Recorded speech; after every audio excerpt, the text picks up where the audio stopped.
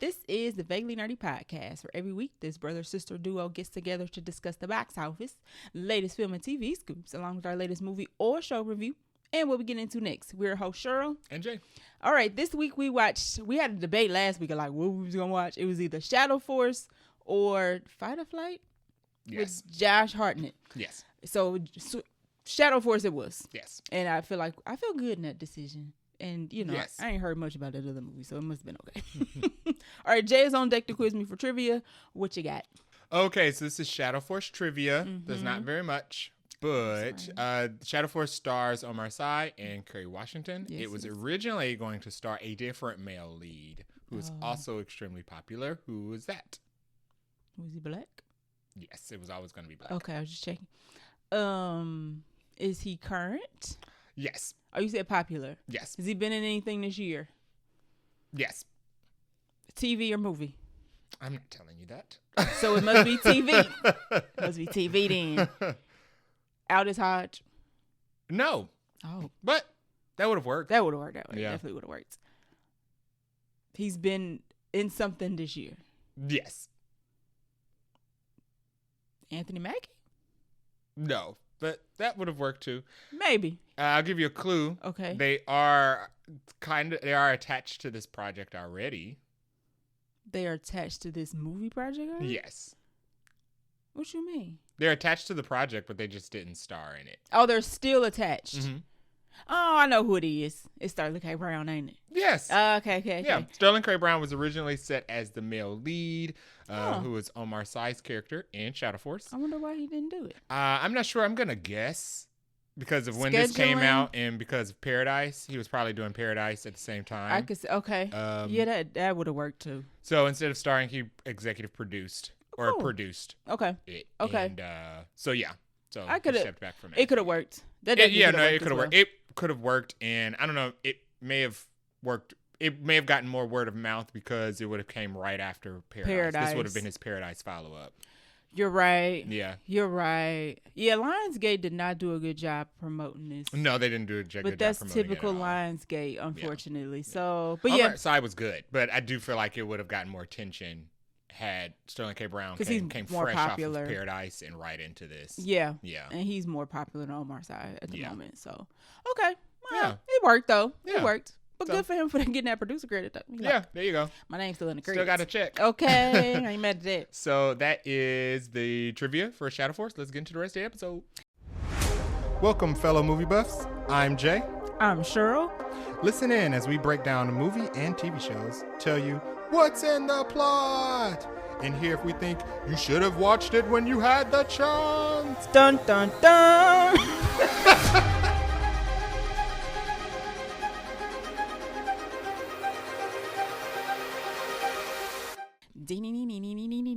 All right, we got 2 new movie news announcements that came this week, so we'll get into that. We got a full trailer park. I mean, like no vacancies this week, so we're gonna talk about all of that. And then we got a healthy dose of Buncha Crunch as well. So let's start off at the top here with some new movies. So we are gonna. Sebastian Stan is working, child. He is working. He is probably one of the most MCU actors that also is doing non-MCU stuff. Yeah, he's overexposed.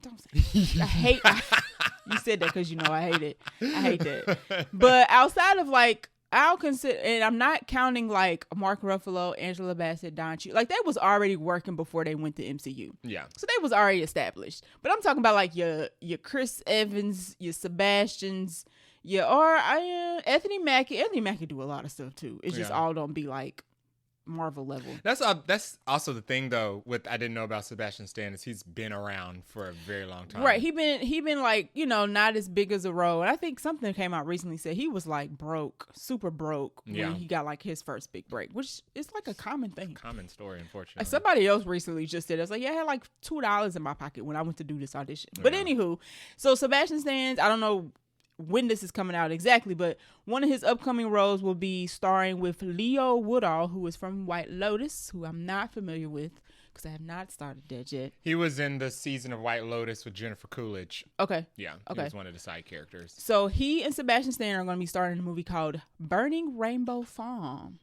Yes. He was in that season. Yes. Okay. Sorry. You had to second guess it like, was he? So they're going to be in a movie called Burning Rainbow Farm. Now, this is actually based on a real situation that happened in 2001. It was an infamous police siege that has been compared to something like a Waco. So, okay. Yeah. It stars, so Stan and Woodall will play two gay cannabis activists who set up the Rainbow Farm. It was a site that was once listed as the top stoner travel spot. So they was like on the map. Okay. For weed. But the pair ran afoul of local authorities and their young son is taken from them. The police standoff ensues, which would lead to one of the largest and most dramatic sieges America has ever seen. So I didn't want to look this up because I feel like it would tell me what actually happened since this is a real life event. Mm-hmm. And it says fatal standoff. And I was like, oh, somebody don't make it out of here. Yeah. I don't know if it's both or one, but if you don't know what Waco is, just Google Waco. And I don't think any of them people made it out. No. It's starting to sound like that M. Night Shyamalan movie with the gays in the woods during the end of the world. And okay, but Dave Bautista came to kill her daughter. But this actually happened. Yeah.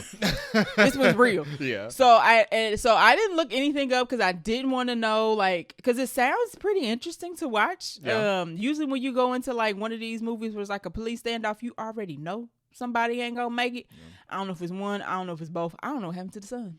Maybe. I mean, what was that Aaron Pierre police standoff movie?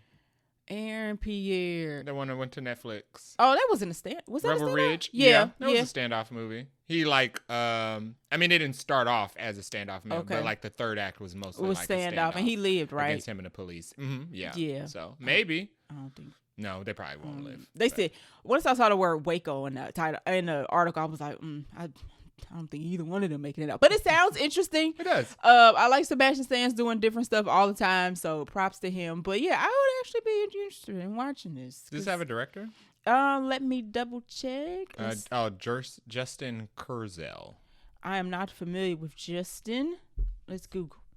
Justin is known for The Order, Macbeth, The History. Oh, The Order that just came out. That's on Physical. That is the true story about the FBI investigating the Ku Klux Klan. It stars Nicholas Hoult, Journey Smollett, and Jude Law. Okay. Yeah. That so he's got a knack for adapting things that have actually happened. That's kind of cool. Yeah. He directed Assassin's Creed, the video game, starring the video game. Okay, not the movie. No, I'm sorry. Oh, the movie. The movie. Starring Michael Fassbender. But that was in 2016, so it's been a while. Okay. I thought that's not a well-received movie. No. Okay. The Assassin's Creed movie, no. Okay.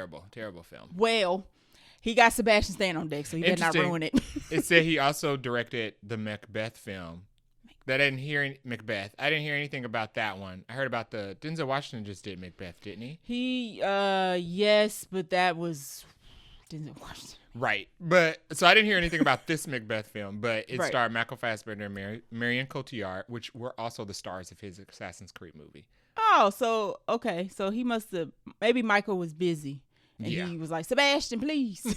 Because he's obviously got a person he likes to work with. So yeah, interesting. I'm curious I want to see a trailer. Yeah.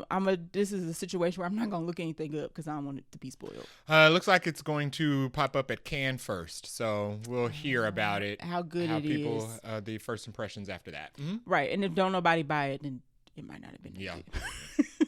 So next up, another new movie got announced called Strange Arrivals, and this one is with two stars. I would say at this point, well, one is a legend and one is a star because he's in everything. Another, what did you say Sebastian Stan was? Overexposed actor, quote unquote. Demi Moore and Coleman Domingo, who is literally in everything, everywhere, all at once. But this one is an alien abduction themed romance movie.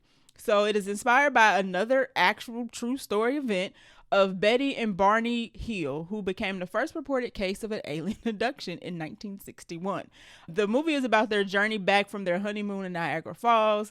The movie is about their experience which made them famous, and then it goes to the underneath of what actually happened that night. So it's another case of like, I'm not gonna look this up because I don't want to know what happened, but I think Demi Moore and Coleman Domingo playing a couple. I'm very interested in that. The acting will be done. I'm very interested in that. I'm interested in the genre. It says themed romance. It doesn't say anything about horror. So it doesn't say sci-fi. It didn't say sci-fi either. So is it like a comedy? I wonder. I'm like, it's interesting to do an alien abduction movie, but it not be a sci-fi movie. So I wonder if like the alien abduction is just like part of the. Is it like together? Okay, like where they're a couple going through something and they're at a house that is doing something. Okay, maybe. Yeah. I don't know, but it sounds interesting. I didn't look up to see if they were. It's gonna spoil it. Right. If they were lying or not. Were they lying? I guess. But yeah, it's I'm trying to think of who is. This is not going to Cannes or anything like that, and it's not even got like a big studio behind it yet. But I'm like, why? I don't know. Studios are interesting. They don't ever want to touch like weird, crazy stuff like the Sebastian Stan movie or this movie. But I think it actually looks like it sounds pretty interesting to me. It says it's rocket science. I guess the distributor will launch international sales at Cannes. So another Cannes film. Maybe, yeah. Okay. So maybe we'll hear more about it after that. You know, if how a film does at Cannes really plays out how it does when it actually gets released. Yeah, that is true. So we'll see. So if I think Megalopolis went through that when he released it at Cannes and everybody was like, oh. Yeah, y'all just not. Those are the first impressions is Cannes. Yeah, I think Indiana Jones went through that as well. I think they might be playing Mission Impossible at Cannes too. Yeah, they are. Mm-hmm. Okay, okay, so we'll know before it even gets to theaters. But I am interested in both of these new movies. I think both of these leads are gonna be very good, and I like the storylines of both. It's something different. They're both coming off of big successes. Demi Moore had The Substance. Coleman had everything. Sing. Well, everything. He just had Sing though. Literally. And he's got that 4 seasons show that's I haven't on Netflix seen yet, but it looks pretty good. Yes. Looks like it's a comedy. Yes. Cool. I'm interested in both of these, but as we learn more, we will bring you the news. Oh, and he'll be in Euphoria too. Oh. Yeah. Oh yeah, that's still coming out, right? Yeah. Okay. Yes. He's also Norman Osborn. He is also Norman Osborn. I wonder if they're gonna do anything live action with that. They should. They should just make him Norman Osborn. Yeah, he should be. But like I don't know if I want to deal with that. But anywho, not him, the fan base. But anywho, yes, looking forward to both of these. That is all for the movie news this week. Let's roll into the trailer park. First stop on the trailer park is for a sequel, The Old Guard 2. This is coming to Netflix on July 2nd, same as going to Netflix, same as the first film. Okay. This stars Charlize Theron and an ensemble cast of other actors who play. Kiki Lane is in this one. Kiki Lane, yes. Was she in the first one? Yes. I didn't watch it. The only black girl. Okay. Yes. Okay. And this one also adds Uma Thurman. Yeah. Who is the villain? First one, Kiki Lane was like the new recruit. Okay. They're basically immortal mercenaries. They're mercenaries for like picked that up. They're immortal. They've been around forever. Of course. Uma Thurman is supposed to also be one of them. The OG immortal, it sounds like. Yeah. And she is coming to hunt them down. Yeah, the storyline not giving me original. No, it's a sequel. It looked like a Netflix film. It's a sequel. It looks like a Netflix movie. Did you see the first one? No. I didn't either. Okay. But I heard it was good. I heard it was pretty entertaining up Okay. there with like the Extraction level quality of films, but I just haven't gotten around to this one. I did read an interview where Charlize Theron said that she was always when she first got into action, she was heavily motivated by Uma Thurman's performance in Kill Bill. Yeah, who she said should have got an Oscar. Yes. Okay. And she said she always wanted to work with Uma Thurman in like an action sequence. So okay. I did not know Uma Thurman was going to be in this movie. I did not until I watched the trailer. And I was like, oh, that's great. Full circle moment. Yeah. So, well, I didn't see that part of her talking about Uma Thurman until after. So I was like, oh, it's okay. I wonder if that connection is why they started doing this movie together. I saw it before, and I don't think we've gotten an Uma Thurman action movie since Kill Bill. No. I don't think so. So. Yeah, and Uma Thurman's the villain in this, which I like. Good. She can play villain for sure. She's aging well. Yeah, because she's minding her business. She's minding her business. It looks okay, you know. It looks okay. It looks all right. Yeah. It looks like I don't know if I like Charlize Theron's hair. I might revisit the first one. I did not. So I guess the spoilers for the Old Guard 1 in 3-2-1, if you haven't seen it. I did not know that she apparently lost her immortality at some point in the first one. Yes, that's what it says in the trailer. Maybe this one maybe she'll regain it, or, they'll find something interesting for her to do to survive in this one. Because Uma Thurman is immortal still. Yes, seems like everybody else still is immortal. Interesting. Yeah. Yeah, I it looks like an interesting flick. Yeah, so that'll be out on July 2nd on Netflix. Check it out. Yeah. Next stop on the trailer park is a good one. This is The Conjuring Last Rites. He said good. He means scared.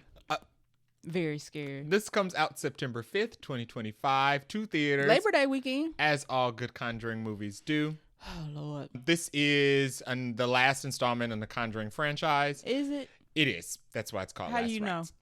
Well, Patrick Wilson and Vera Farmiga have been doing like press and interviews talking about, it's going to be the saddest farewell ever because they've been doing it for like 13 years. They setting y'all up. I mean, they've been doing it for like 13 years. But so. they setting y'all up. So when the next one come out, y'all be like, oh my God, I thought he was dying. And it looks like they aged them up in this. So they're getting closer and closer to being too old to be doing this anymore. So I mean, and I think they're hitting the age where they retired. So this is their the last real documented people, case. right? These are based off a real couple. This is their last documented case. So if they do another one after this, it might be a prequel or it'll be something made up. Like the kids or something. Do they have kids? They have a daughter, Judy. Okay, Judas saga. Okay, Judy's journey.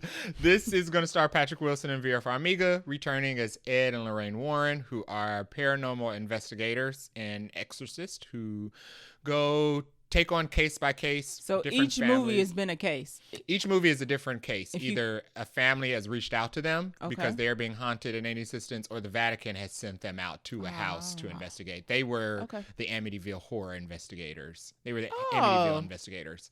Okay. If you can't tell, I ain't seen this. None of these. Yeah, you haven't seen any of these. No, so I'm asking questions because I ain't seen none of these. So this is supposed to be about... Whatever it is, it seems like it's personal this time. As always in the last They actually film. don't have details. So they don't have details about what it is, what like the this main plot case is in the movie synopsis.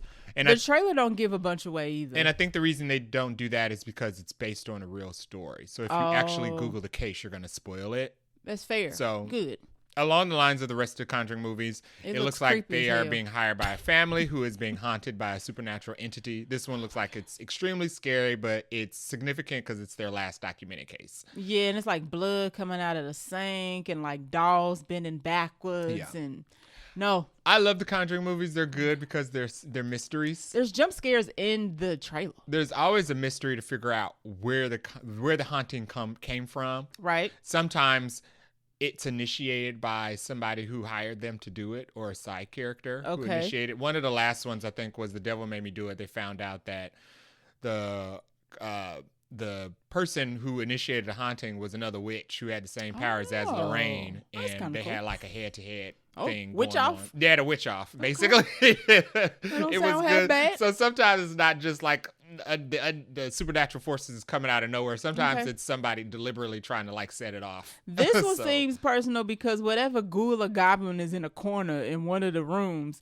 says that we've been waiting all day or we've been waiting a long time for you or something like that. And I was like, oh. They do that. Basically, Ed and Lorraine have like a reputation amongst the ghosts, amongst the underworld. Okay. So all the demons, like Constantine. All the demons know who Ed and Lorraine are when they show up on the scene. So. Okay. I've been waiting for you specifically. Yeah, I will not be watching this. Yeah, but Conjuring Jay is full of jump scares. is going to watch this and tell us how it is. So we get some good scenes. We get some scenes with like some creepy smiling woman in the darkness. We get a good scene with a baby doll that's like animated on its own. And it's like floating? Was it floating? It's floating because you can't see the spirit with the naked eye, but in the mirror she could see the spirit was holding up the doll. Okay, see, I was so focused on the doll, I didn't see the spirit. Lucky me. Yeah, there's like a demon woman with like a creepy smile holding up the doll. Oh, I didn't see that. Oh, good. Oh, okay. So I saw the doll floating and I was like, well, why is it? First of all, of course, that's creepy. But I was like, oh, who holding it? Yeah. I'm glad I didn't see that. We get a different Judy actress as we do in all the films. You said the daughter's growing up in each film. There's like multi-year time gaps between each one. No, they don't just send Judy to the babysitter? No, they don't. They had a live-in grandmother, but she wasn't in some of the later films, so she might have passed. Okay. But no, Judy stays with the parents. It looks like she's a young adult in this one. Okay. But they pepper in throughout the films that Judy has the same sight as Lorraine. As mom, okay. So there are some scenes where Judy might pick up on something weird happening. Okay. And that's interesting too. Poor Judy. I wonder if they give Judy more to do. I couldn't tell which actress in the trailer was Judy because it's like a bunch of they're all older women now. Yeah. So Judy's no longer a little girl. So right. I couldn't tell when you which said one they had a daughter, I was like, is this the one that's floating? Yeah. Which one is it? The family that they're visiting looks like there's a scene where a bunch of teenagers. They have a bunch of daughters. Yes. And they're all standing on the stairs, and the families are always big. So okay. Yeah. Of course. Yeah. Of course, because then you can't. If there's only 2 people, you can narrow down the suspects too fast. So this comes out September 5th. I will tell you all about it. Sure won't. I can't do it. The trailer, I was like, I'm glad I'm watching this at like 1:00 in the afternoon. The next stop on the trailer park is for The Long Walk. We talked about this an episode or 2 ago. Mm-hmm. This is a film adaptation of another short story by Stephen King. Yes. Hopefully it goes better than The Monkey did. Oh, that was the last short story by Stephen King. Based on this, The Monkey did not live up to our expectations. No. This one looks very sad. What's the word I'm looking for? It's like Hunger Games-ish, where it's just very like dread, a lot of dread. Dystopian. Yeah. There's gonna be a lot of dread in this one, and like we already mentioned, The Long Walk is basically about we like in some weird alternate version of the United States, and men enter a competition where they have to walk. It's a walking contest, but the thing is that you can't stop walking. There's no finish line. There's no first person to get to here. It's basically walking to the last person is left, and if you stop walking, they pop you in the head. So once you start, you can't stop. I don't even know. And the trailer doesn't make it seem like they even get breaks. It just seems like it's just continuous. And you have to walk at like 3 miles per hour. And if you fall below the 3 miles per hour or stop, they will shoot you. Yeah. And Mark Hamill is the villain. Yeah, so this has an interesting cast. Mark Hamill plays the villain who's Major. It does take place in a dystopian future. The government has turned into a totalitarian regime. It's giving Hunger Games. Yeah, so, but it stars Mark Hamill as the main villain. I was surprised David Johnson is not the main character. He's a secondary character. Yeah. And I thought he would be the main character, so that made me a little sad. Well, that in effect, because I don't know who these other people are. I don't care, because I wanted to see David Johnson as the star. I mean, he's in it. He's in it. But he definitely. But he's not the main character, which makes me worried. He ain't winning. I don't think he's winning. David Johnson's not the star, but he's the star for us. He's also in this. Cooper Hoffman plays the main character in it. Funny thing, not funny, but he is the son of Philip Seymour Hoffman. That's why. Yeah, so Probably. nepotism. Yeah. So anyway, moving. But other interesting castings. This is also going to star Ben Wang, who's the Karate Kid. Oh, okay. As one of the contestants, and Judy Greer is going to be in this as well, which I don't remember seeing her in the. I don't remember seeing. Trailer. Oh, you know what? There is somebody who's like a mom who's like hugging somebody. Oh, okay. So yeah, it's probably like the send-off scene or something. Yeah. Because in the trailer you can tell that some of the boys is like fed up, so it seemed like they want to try to escape. Mm-hmm. It don't turn out. Yeah. It don't turn out well. It seemed like because they're following the crowd of boys, men, whatever, in like a tank or something. Yeah. So as they start slowing down, they give you like a countdown, and if you don't move, they kill you. So I'm interested to see this. It looks suspenseful. I'm interested to see how the world got this way and what the purpose is. We don't get an explanation for that either. I don't want to look up the short story because it'll tell you. It seems like everything's an adaptation of something that's going to spoil it if you try to research. Don't use the internet. Yeah. Or don't have already watched this. But that's different. I mean, it's like Harry Potter. We knew what was going to happen, but it was still good. And when it comes out, I wonder how it compares to the short story, because people said the short story The Monkey was good. Yeah, but they thought the film was terrible. So The Monkey came and went, and I was really sad about that. Yeah, because that movie was there. It was like. So that comes out September 12th, and we will add it to the list. Sure. If we don't have anything else already. Yeah, I don't know if I want to sit through 2 hours of men getting popped off like every 2 minutes, but we'll see. Yeah. I am curious about the end. And normally when I'm curious more about the end of the movie than the rest of the movie, that's not a good sign. Yeah. But we'll see. We'll see. Next stop on the trailer park is for Highest to Lowest. This is a film directed by legendary director Spike Lee. It's been a while.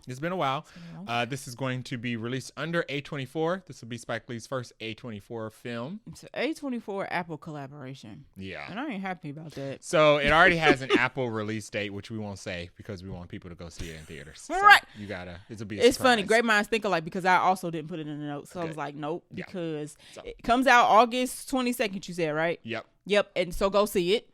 In theaters. Right. So this is another Denzel Spike Lee collaboration. I think it's their first movie since Inside Man together. So it's been quite some time. I mean, it's been quite some time for Spike Lee's movies in general. But this movie is an adaptation of the it's an adaptation from Akira. What's his name? Kurosawa? Yeah. Yes. How? It is his adaptation of his Seven Samurai? movie. It can't be. No, High and Low. Akira Kurosawa's High and Low. Okay, fine. Oh, excuse me. It is loosely based. That's what it is. Okay. You don't seem very happy about that. So the Magnificent Seven is loosely based off of Akira Kurosawa. Off of Seven Samurai. So, okay. Yeah, It's the English modern English adaptation of that Akira Kurosawa film. Okay, correct. Cool. Yeah. Creator was an adaptation of Akira Kurosawa too. So. Oh, okay. You can take that in a bunch of different directions. Clearly. I mean, I trust Spike Lee enough. Yeah, absolutely. So we'll see. But this is going to star Denzel Washington, Pam King as. Oh, okay. I don't know how to pronounce this young lady's name, but Denzel Washington's wife is not a black woman. Ilfina Shadera? Yes. Okay. Sorry. Jeffrey Wright, Ice Spice, and ASAP Rocky are our main leads for this. Oh, Wendell Pierce is also in this, apparently. Yeah. All right. So if you want to know what the movie's about, don't look up the original because you're probably gonna spoil. Once again, this is another adaptation. If you're probably gonna spoil. Ruin it. The trailer also doesn't tell you anything. It doesn't tell you much of anything. No. So Denzel Washington is a music mogul who faces this is what the internet is saying, faces a life and death moral dilemma when he gets caught up in a ransom plot. Mm-hmm. I think the original movie was similar. I don't think Denzel Washington is obviously like a rap music mogul because I think ASAP Rocky plays the rapper. Ice Spice probably plays like his baby mama or something. But I think the original was about a guy whose son was kidnapped, and he was like a super rich guy as well. So it was a police procedural, which this looks like. Because Okay. when I was watching this, I was like, this is giving me Inside Man vibes. You think so? The cinematography of it. Okay. And there's scenes where it looks like he's a music mogul, but he's clearly working with the FBI or the police in some capacity. Right. Probably and because of the kidnapping. Okay. Yeah, we don't see in the trailer. We don't see anything about anybody getting kidnapped, but that's what the original is about. So I'm assuming it says ransom plot. So somebody obviously is taken. Like the trailer doesn't give us like a villain, like who's on the bad side, who to suspect. It doesn't give us the kidnapping plot or anything. It's mostly just like a monologue from Denzel Washington. Yes. Which is fine. So that means another trailer is coming. For sure.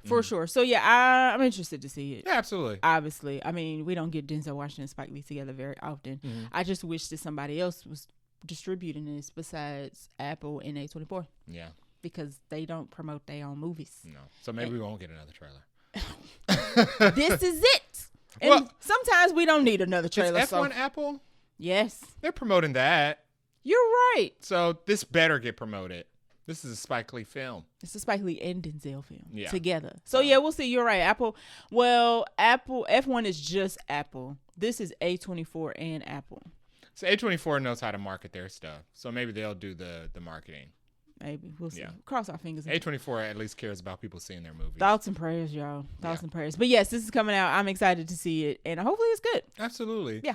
All right. Next stop on the trailer park and last is for another horror spooky. This is for Together. This comes out August 1st. Stars Dave Franco, who is becoming the more popular Franco.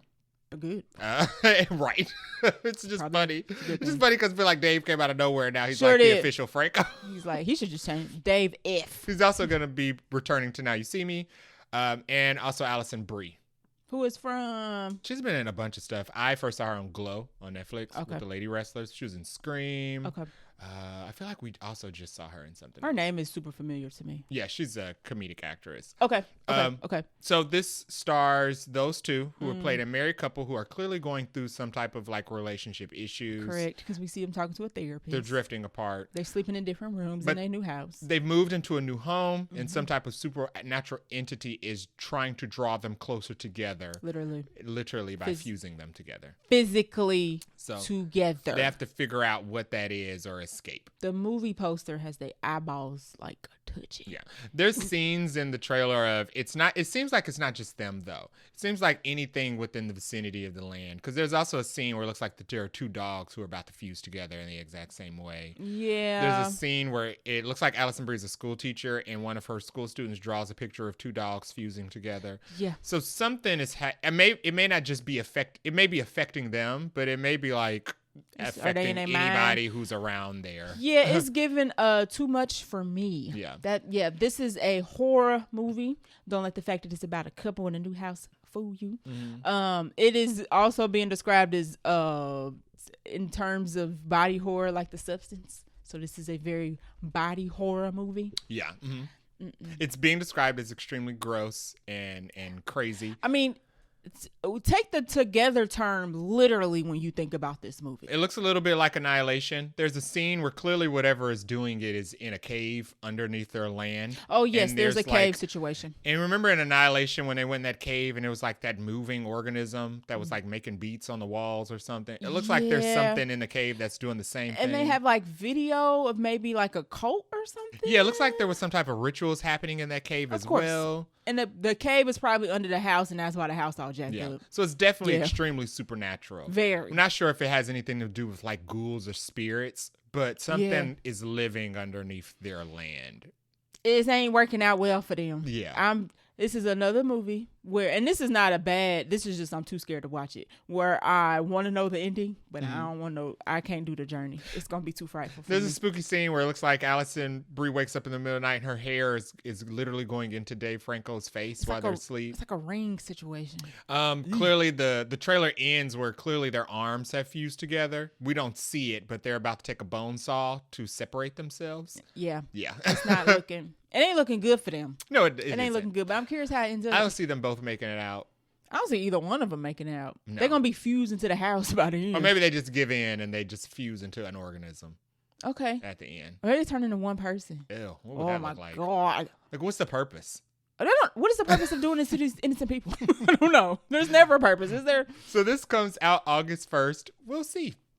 Jay will see for sure. I mean, if it's not spooky. Okay, we'll think about it. We'll think about it. We have time. There's a world's largest question mark at the end of this one. So that is all for the trailer park. Let's dive into this Buncha Crunch. All right, so we got some bits of crunch this week. So Practical Magic 2, which we talked about several episodes ago when they first announced it was coming back, has a release date of September 18th, 2026.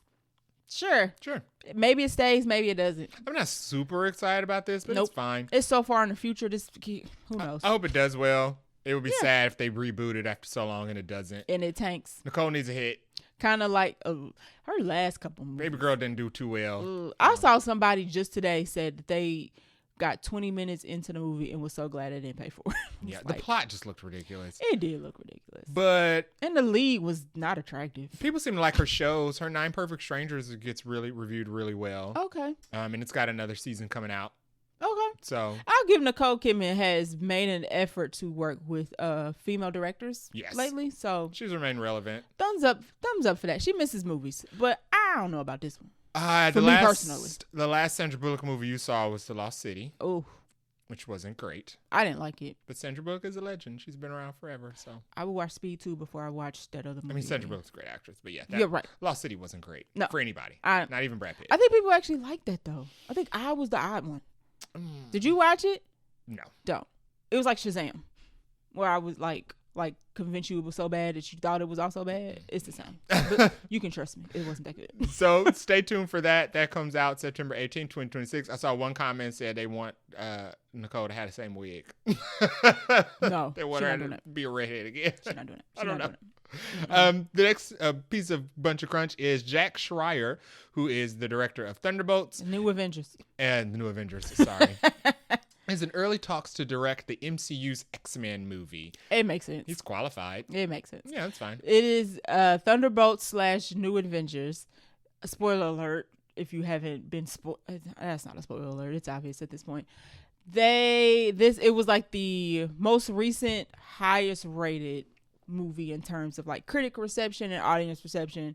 So it's no surprise that they were like, hey, the guy who's got like the highest Rotten Tomato score and critic score of the last few movies, give him an X-Men movie. Before this, I heard it was Sean Levy, which I was also fine with. I was not fine with that. I was fine with for the X-Men movie. Yeah, No, I'm fine with Sean Levy being the director. I think Sean Levy can direct the X-Men movie. I think Deadpool and Wolverine has a lot of Ryan Reynolds flavor in it, which would not be present in an X-Men movie. Sure. Yeah, I think Sean Levy as a director directing that movie with that large of a cast of people and giving them all something to do. Was good. It doesn't. It's not just because Sean Levy did it doesn't mean it's going to taste like a Deadpool movie. Listen, my brain is like Ryan Reynolds won't be malfunctioning. Can't comprehend. You're right. And yes, I mean Thunderbolts is a team movie with got a lot of different characters going through a lot of different things. X-Men similar. So that's just part of the equation. We also gonna need the writer to be on point as well. Outside of Deadpool and Wolverine, Sean Levy has also done Free Guy. I like Free Guy. The Nights at the Museum movies. Cheaper by the dozen. So he knows how to handle lots of people. Moving around. Fair enough. So sorry, between Sean. the two of them, Jack or Sean, I'm fine with. Okay. I'm gonna take Jake though. Just because Thunderbolts. Oh, Jake, yeah. Yeah.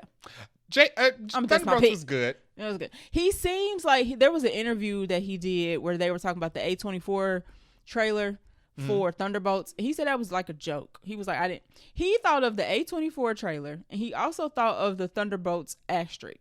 I feel like the guy's super creative. I feel like he got some corner. He thinks something's just funny and they're like, actually, that's a great idea, guy. Yeah. Keep him coming. So we'll see. It's not final. This may not actually happen. So we'll see what comes of it. This is just in the pool because he has a successful film coming. Right, and they're trying to probably lock him down early. So and he's in house now, so he's officially alumni. Good. We'll see. The Bears, Lisa Colon-Zayas will be joining Spider-Man Brand New Day. This makes sense because right before this, I heard that they were casting teachers. Now, people were thinking, is she a teacher or is she Miles' mama? I think we too early for Miles. Maybe not, because we'll be 26 by then. People were thinking she was going to be Miles' mom. Like, that was like a theory. The only reason I don't think we're too early for Miles now is because he's had 3 movies now. Right. Yeah. But not in MCU, though. 3. He's had 3 movies. Okay. Fine. He counts. We've seen Tom 3 times. So I'm leaning more towards she's a professor because Peter is going to be in college. I believe we think that Peter is going to be in college in this new movie. So I like her. She's cool. So bring it on. That's fine. I'm fine with her being either or both. True. Both is an interesting concept. She could be a teacher and Miles' mom. Yeah, I don't know what Miles' mom. I know in the game she was a mayor. She was running for office. Okay. City council or something. I don't remember what she was doing. I don't know what her regular profession is. Okay. I know the dad is a cop. They change it up. It actually don't matter. We'll know if she's Miles' mom if they cast a black cop. Yeah. Yeah. If they cast a black man, period, I'm be like, the connections. Yeah. We'll know that. We'll know Miles is about there. To be there are no other black cops in Spider-Man even lore. Even if he's not in the movie, it's a setup for the next movie. And be like, okay. Yeah. So we'll know that Miles is going to be present with some additional casting. If Omar Sy show up, I'm going to be like, hey. Right. Exactly. Okay, that age difference, so it'd be kind of strange. I don't know. Who could play Miles Morales' dad? But it has to be the same age range as Lisa. Let's see. Who could play? And that would alert us to be like, oh snap, something's happening here. Lisa Colon is only 52. Okay. So not Omar Sy. That would be strange. Not Omar Sy. No. Sterling K. She could also be a villain. Sure. We have no other details about like what this is about. None. Who the villain is. They think Mr. Negative is going to be a villain. That's been a rumor. I feel like he's too recent. Okay. I mean, too recently popular. Oh, okay. Fair enough. I have all trusted this movie because of Daniel Destin Cretton. They also just announced the fight choreographer is the same fight choreographer from Shang-Chi. If it ain't broke, both of them are back. Do not fix it, okay? Because that movie also had great fight scenes. Yeah. Looking forward to finding out more about this movie. Next stop on the trailer. Well, no, we're out of the trailer park. Next scoop of Buncha Crunch is Godzilla X Kong Supernova. We can finally stop calling it Godzilla X Kong 2. 3. Yeah, or 3. Is Wait, it 3 or 4? This 2. Well, it was Versus, then it was X. Oh, so are you X? No, this is the 3rd movie though. I mean, it's the 3rd movie, but we were calling it Godzilla X Kong 2. Oh, you're right. So, okay. Whatever. People were excited about the Supernova tagline. I don't know what it references, so let's see if we can figure out live. Sure. I do know Delroy Lindell was. I was like, hey, Delroy is in this because I keep forgetting. But now every time they mention this movie, then I remember. There is no teasers or anything that I can glean from this name. It seems like people who actually know Godzilla lore and all his monsters and stuff. Something all powerful, obviously. Were able to pick something up. Some people were saying it would. Or there's from space. There's a space Godzilla. Okay, but supernova's given space. But Godzilla was from space. Maybe there's multiple monsters that can be. They said Godzilla came from like crash landed on Earth. Oh, okay. Yeah. Interesting. That's why he wasn't like one of the rest of the monsters because he wasn't from here. So I wonder if they're going to do another one of those. It's a Transformer. We did Robot Godzilla. Oh. They're all monsters. Okay. So it's going to be fun. It's going to be like chaos, action-packed. It's going to be crazy. I hope it's slightly better than the last one, though. Sam Neill is going to be in it. So it's going to be a little... Dr. Grant is going to be in it. He should play Dr. Grant. Like, literally. Let's just link. I feel like they're going to do it. They're going to make him the villain. Because they're like, see Sam Neill. He's from Jurassic Park, but he's the bad guy. No, he should be Alan Grant. He should just be like, from Jurassic Park? Yes, it's me. Because I feel like everything Pierce Brosnan is in, he's been the villain in ever since he stopped being James Bond. You're right. Well, he was... Dr. Fate wasn't bad. No, he wasn't. So that's one. But then they killed him. So. Yeah. So womp womp. Anywho, excited to see this is gonna make $1 billion because all the Godzilla movies make $1 billion. No, they don't. No, they don't. But it's gonna. They do really well. Yeah. Yes, they do well. Yeah, they do well. We gonna see it. Don't matter what they call it. My only hope is that it's more Godzilla. The last couple Godzilla movies with Kong have trended more in the Kong direction. The last one was very Kong. Yeah, very Kongy. No other images from this, but we did get a image of, it looks like Godzilla will have green atomic breath. That seems to be the thing. Instead of, it was pink last time, right? Yeah, so it goes from blue to pink. Now it's green. So I love it. Yeah, diversity. Yes. Paint with all the colors of the wind. Right. The next it'll be yellow next time. Buncha Crunch is going to be for Hunt for Gollum. This is he was red once too. Oh, okay, of course. So, yeah, probably started it. Hunt for Gollum. This is going to be a Lord of the Rings prequel. Right. That is about them hunting Gollum, who is supposed to have the ring. At this point, yes. At this point. This is before Fellowship because this is after. This is Hobbit. After Hobbit? After. It has to be after Hobbit and then before Fellowship. So any of the billion years in between those movies. Yeah. Mm-hmm. So they're hunting for Gollum because Gollum has the ring. This comes out December 17th, 2027. It's going to star and be directed by Andy Serkis, I believe. I believe so. Yes. Viggo Mortensen is in talks to return as Aragorn. Maybe. They're talking about... Why, though? What would he be doing? He wasn't hunting for Gollum. But he was alive because, they did the whole, he's not actually human. He's been around for a billion years. Right, but what would he be doing in relation to this movie?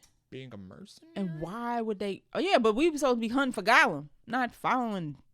I don't know. Maybe they'll create something because we didn't know what Legolas was doing in The Hobbit. Not being a jerk. Just being an extra jerk. Just unnecessary jerk face in that movie. I hated the fact that they turned him into a jerk in The Hobbit. But I'm not going contact lenses. I'm not going to get on that because it really makes me mad. We have no additional details about this plot. It's going to be peppered with Lord of the Rings alumni. They better get this right. That's all I got to say. Cause I don't think this is necessary. Of course it's not, but they're trying to make money. And I'm not trying to look at Gollum for that long. They only made the Roar Rohirrim movie because they needed to make something every so often to keep the rights. And that was bad. It made $0 and 0 cents. But this one, do something with it. If you're going to have the rights, do something right. They also had a Gollum video game that came out maybe a year or two ago that was awful. It was so bad it got delisted and refunds were issued. Why are we... Okay. Just re-release Lord of the Rings in theaters. That'd be enough. We go watch it. Yeah, I think it was delisted like a week after release. Oh, my God. And they spent like 3 years making it. That's WB for you. Yeah, that's true. That is. It's on par. WB is WBing. But anywho. Last scoop of crunch is Evil Dead Burn. This is the newest addition to the Evil Dead franchise.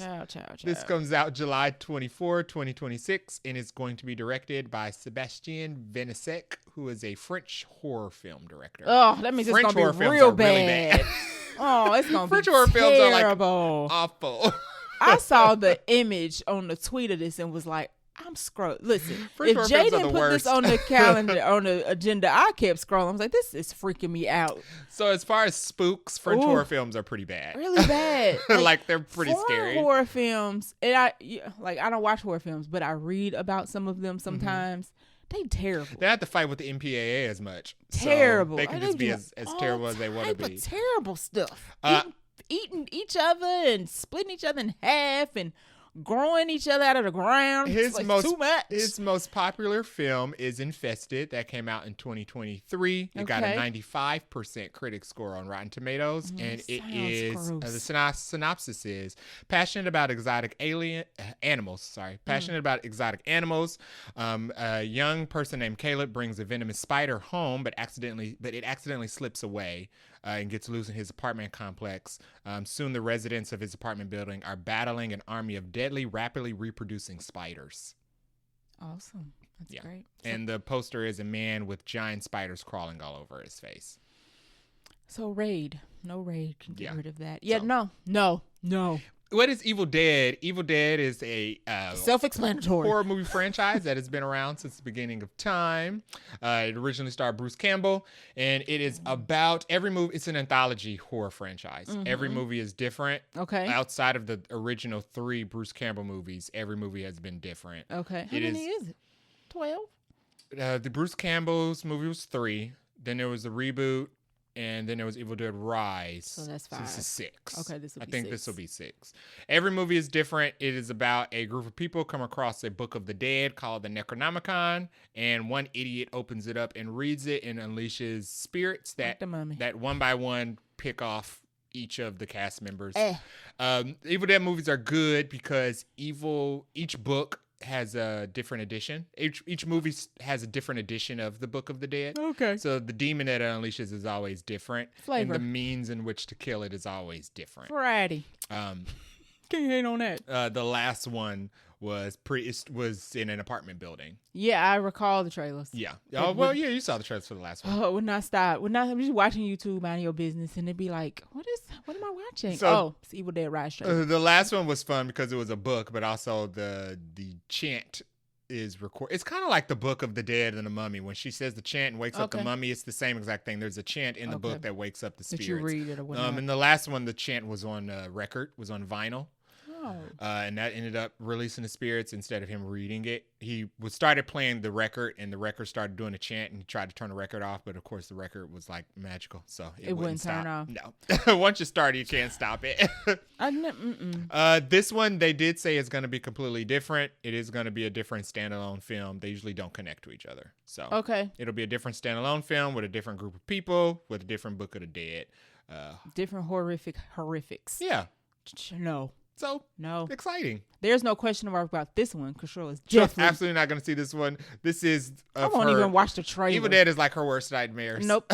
It's like it exclusively is about the click-clacking ghouls. I mean, it's just horrible. Click-clacking, horrible, twitching, and the deeper voices. These are the type of trailers that if the trailer comes when we go see a movie, I cover my eyes. Like, I don't even watch. The trailer for Evil Dead Rise was pretty scary. Like, some horror movies, even though I won't see it, I will watch the trailer because it's in front of whatever movie we're going to watch. Or it's going to be, you're going to talk about it on the podcast. This? Yeah. No. Joe will be talking about this trailer by himself. Yeah, so I'm excited about it. No. And I can't wait to tell you I'm excited. He's excited. Does that work? We'll do it that way. That is all the news, Trailer Park and Buncha Crunch this week. We're going to take a short break and get into our review for Shadow Force. Yay! This week, we watched the movie Shadow Force, which came out May 9th, 2025. The director is Joe Carnahan, who also directed the movie Smoking Aces. 18, the updated movie 18 with Bradley Cooper, not the OG one. And he was the writer for Bad Boys for Life. I just threw that in there because the one with introducing the new younger cast. Yeah, whatever. So he also Joe was also the writer of this movie along with Leon Chills, who didn't. Nice name. It is a cool name. I didn't recognize him from anything else, but I think he's like more of an up-and-coming writer. Cast and characters of Shadow Force include... Actually, I'm just going to do the actors, and we can do the characters later. Okay. Kerry Washington, Omar Sy, Divine Joy Randolph, Method Man, Mark Strong, and Jahil Kamara plays their son, plays the little son. There's other people in this. They're not nearly as important, so we're going to keep going. The runtime is 1 hour and 44 minutes, so short, sweet, and to the point, which I quite enjoyed. Budget of $40 million, although originally I saw somewhere that it was 80, and I was like, there's no way. $40 million is what Wikipedia says. So yeah, 80 for this? Yeah, I was like, I'm going to go with what Wikipedia says, which Wikipedia's source is Deadline. So it should be fine. Okay. I'm going to trust that. The box office, though, it's not doing that great. Mm-hmm. Opening day, it made $720,000. I don't think. It's not good. Not in the thousands. Not when you in the 100,000s and not in the millions. That's opening. Those are like preview. Those are like Thursday night previews. Yeah. Maybe. Mm-hmm. And well, the crazy part is the opening day number I usually give includes preview night. Yeah. So right. Yeah. Yeah. It's projected to do $2 million over the whole weekend. So this is a Lionsgate film. Lionsgate has been doing poorly. Terrible at promoting movies. I think the last Lionsgate film, I'm not gonna go down, but some of the Lionsgate films we saw, because can't remember what the last one was. What was the Bill Skarsgård movie? Boy Kills World. Boy Kills World. Yeah. I think the Crow movie was also Lionsgate. They're just terrible. They just Hurry Up Tomorrow is Lionsgate 2. Den of Thieves was Flight Risk. Okay, so yeah, just poorly advertised films. Nothing, just terribly advertised. So John Wick, so they know something. Maybe John Wick does its own marketing. Maybe John Wick, the name Keanu speaks Reeves. for itself. After a certain amount of movies, they don't have to. Keanu Reeves' marketing team is behind it. Freaky Tales also. Not good. They did not do anything for Freaky Tales. Literally came and went. And then Pedro Pascal in it. We will be seeing Ballerina. That's the next John Wick film. So they only care about John Wick. Yeah, they only seem to advertise the John Wick ones. Stupid. Anywho, this movie's not gonna make its budget back. Yikes! And they're doing the long walk. Ugh. We'll see. Lord. So we're not getting out of Lord. Lionsgate's Woods. Somebody need to buy them up. Anywho, this movie unfortunately will not be making any money whatsoever. So I feel bad for the cast and crew. It's not their fault. It is not, because yeah, just advertise your freaking movies. Right. Anywho, cinema score is a B, which is okay for an action film. Not great. It's middling. Yeah. Essentially, the Rotten Tomato score, the critics gave it a 32. So critics did not very many critics. It's only 22 critic scores anyway. So not many critics have seen it. Not many critics watched this. Like literally not many. And then the ones that did, they did not quite enjoy it very much. What else came out this? Nothing. Fight or Flight. Or Flight, whatever, that Josh Hartnett movie. And then a horror movie, Clown in the Cornfield or something came out. I think Thunderbolt's legs might have chopped this one's off. Well, Thunderbolts and Sinners. Oh, yeah, both and of them. Minecraft. Because we only had one screen for this. And it was a late show. Correct. Mm-hmm. Correct. So, yeah, I think Thunderbolts, Sinners, and Minecraft are still eating all the screens. Yikes. So, yeah. Audience score, though, was 88. Yeah, better. So, the people who saw this enjoyed it. There's a very wide gap with the audience and the critics on this. So, that might tell you how we liked it. So, Jay, get into the plot. The plot of this movie, called Shadow Force, yes, is about Kerry Washington and Omar Sy are married special agents. Yes. Mm-hmm. Who have secretly started a family with a son. And that is against the rules. No. And they have to go against their former teammates to ensure that their family lives. Yes. And hijinks ensued. Yes. Their former boss and their former teammates have to go after them. It's Mr. and Mrs. Smith. I'm trying to be complex with the explanation. It's Mr. and Mrs. Smith. Mr. and Mrs. Smith agencies found out that they not only know each other, but are married, and that's against the rules. Okay. And they have to go against their employer. Yeah. They don't have a kid in Mr. and Mrs. Smith, but the kid adds an extra layer of seriousness. It does have Mr. and Mrs. Smith vibes for sure. Yeah. Which is hard to get rid of anytime you have a couple that's married and they're spies. Yeah. You immediately think Mr. and Mrs. Smith. Yeah. So let's get into our non-spoiler thoughts first. I'll let you go. Non-spoiler thoughts. The movie was decent. Yes. I thought the movie was decent. It wasn't the peak cinema. No. It wasn't the worst movie I've ever saw. No. Somewhere in the middle. It kind of bounced between good and medium. Okay. Medium. Yes, it was a schmedium film. Good medium. I did think it was well acted. I mean, we have Kerry Washington here. I don't have complaints she's about good. Her acting. Mm-hmm. Joy Randolph is in here. Yeah, I enjoy Omar Sy. Mm-hmm. The acting was fine. Mark Strong, we know he knows how to act. I wasn't a fan of his character in this, but I mean, Mark Strong. We've seen Mark Strong be Carmine Falcone Yeah. Penguin. We know how Mark Strong knows how to be a villain. Yes, exactly. So, yeah. Now that you think about that. Yeah, Mark Strong is an actor. Oh, so interesting. just Okay. wasn't happy with his character in this. Strange. Go ahead. I do think it was well acted. It had some charming moments. It did. It did. Especially with the family. Yes. I like the family dynamic. Mm-hmm. There was a surprise, not a surprise, but there was something I did not know about the relationship going into the film based off the trailers that was a surprise in the movie that I enjoyed. Mm-hmm. It had one good action set piece that I really liked. Mm-hmm. In the middle of the movie. Mm-hmm. First It was touch and go, but it was good. Yes. It was my favorite action set piece of the film. Okay. I was surprised this went to theaters. Oh, okay. I was surprised this went to theaters, and like movies like The Old Guard and Extraction don't. Because I don't think that, not to say those movies are leagues better, but I don't think there's much of a difference between the three quality-wise. Okay. Why they didn't believe that those would do well in theaters, but Lionsgate believed. Well, you know what? Lionsgate is an actual studio who actually believes in putting movies in theaters. Unlike doesn't, Netflix. So that could have been it. That answers the question. You answered your own I was question. surprised this went to theaters still, though. Because Lionsgate don't really have like a streaming service. You know what I mean? No. It gets better. It got better as it went, though.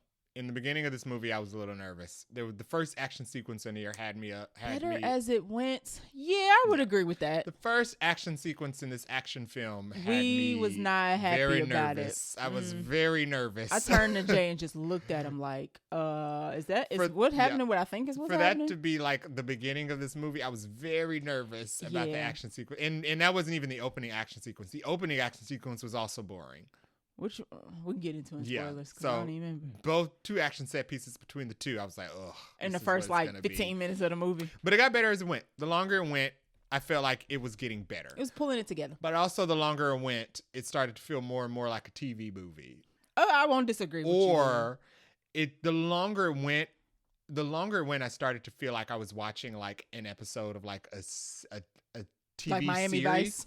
Like CSI. The longer it went, I started to feel like I was watching Scandal. Okay. Or Scandal with some action pieces. So it kind of felt like the closest thing I could compare it to is it felt like watching The Equalizer on CBS, but instead of them, it's like they took the Queen Latifah Equalizer and gave it a movie, but didn't make it like the way they make the Denzel Washington Equalizers. They just kept it. They kept it the CBS budget version of Equalizer. I was gonna say because of the budget and made it a movie. I don't disagree with you on that. It's given like action TV show. It's like Baywatch or NCIS. Yeah, something that's based in Florida. Yeah. Some TV show that's based in Florida with some action pieces. Yeah, it's like it's filmed and the quality of it is kind of like a TV movie or action series. They cut it. Network television. They cut it right when they needed to. They do. They did. And it's like the choppy action sequences where it's like cut. You're not really seeing a punch of land because there's all the stunt people doing all the work. Right. Yeah. You don't really see people's faces when they're fighting because they didn't want to. Right. They didn't want to spend that extra to be like, let's have Carrie do this part. And then, Mm-hmm. But and those are just things that I just picked up on watching it. I still think it went better as it went. But my last non-spoiler note is I do think my standout was Divine Joy Randolph. Agreed. She was great in this movie. 100%. I did not expect her to be in as much of this movie as she was. Agreed. I'm glad she was pretty much in the whole movie. Yes. And I'm glad that she was in the whole movie. She's a scene stiller. I would rewatch this because of her. Yes. And I feel like. And everybody was good, but she was a scene stiller. She was. And I would watch a spinoff. Sure. Yes. Yes. With just her. her. Divine Joy Randolph. Her and whatever side character. That's a bit of a spoiler because I guess you don't know if she like lives through the whole movie or not, but she lives, and I would see a stand. I would see a spinoff with her. I would. 100%. Mm-hmm. So my non-spoiler thoughts echo yours. I thought Omar Sy and Kerry Washington had good chemistry as being like a husband and wife. There is a part of the relationship that is not revealed in the trailer. So I appreciate shout out to the person who edited the trailer because you left out some stuff that was nice to find out in the movie versus seeing it in the trailer. Even if you watch the trailer, you're like, okay, I kind of know what happens. You do, but there is some, revelations that you didn't know unless you actually watched the movie. Kid was cute. I liked him. It did have some kid moments that were kind of cheesy and corny, but I mean, I guess if you have a kid, you probably really liked him.